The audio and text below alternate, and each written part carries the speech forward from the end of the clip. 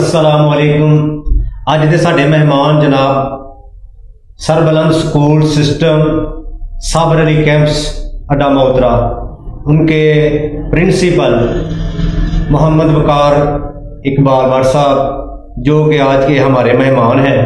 इनसे बात करेंगे स्कूल के हवाले से।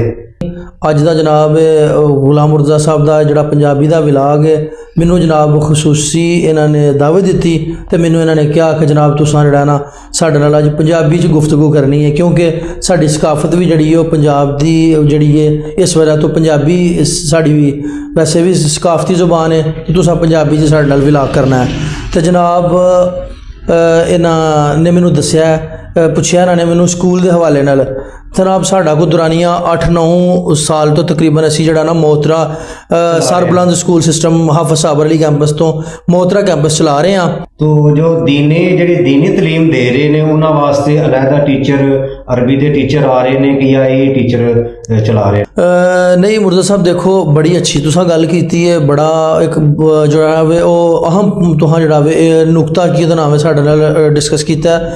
उस दे हवाले नाल मैं तुहानूं थोड़ा जिहा दस दियां कि मेरे एक तो उस्ताद भी ने, मेरे वालिद मोहतरम भी ने जड़े कि मोहतरम सर अब्दुल रज़ाक साहब, ठीक है, वो गौरमेंट डिपार्टमेंट तो जड़ा वे उन्होंने जनाब वो जड़ा वे खिदमात टीचिंग दियां सर अंजाम देंदे रहे ने।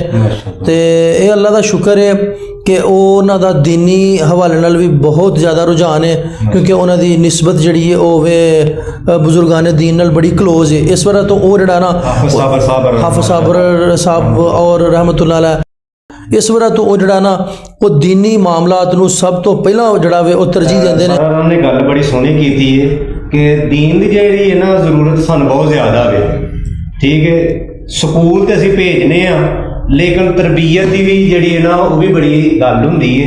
तरबीयत भी नाल नाल होनी चाहिए, नाल दीन की भी समझ होनी चाहिए है, क्योंकि सारी गल्लां स्कूल 'च ही नहीं।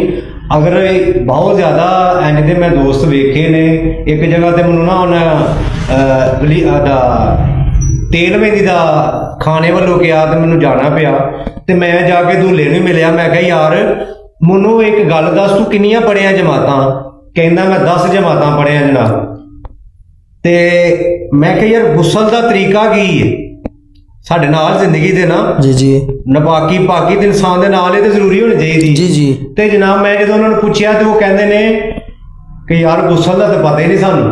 तो मैं कहा यार तू 10 जमातां भी पढ़ गया तो तेन गुस्सल का ही नहीं पता है। यह हकीकत गल जी, मैं ना तो नहीं बंदे का शेयर करना, एक नहीं काफ़ी ने।